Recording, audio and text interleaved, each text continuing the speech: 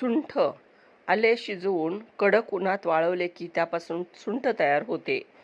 औषधात सुंठेचा वापर होतो. इतकेच काय तर रामनवमी, हनुमान जयंतीच्या दिवशीही सुंठवड्याचे महत्त्व फार असते.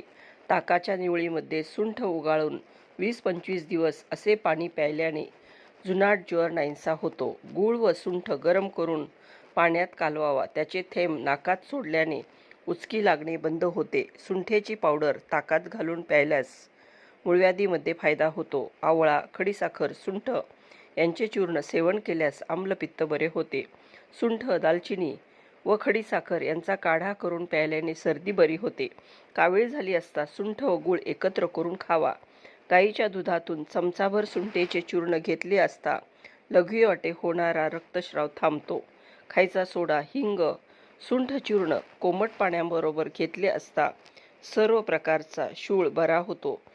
तसेच एरंडमूळ व सुंठ उगाळून त्यात हिंग व सैंधव घालून प्यायल्याने वातविकारातून उठलेला शूळ बरा होतो.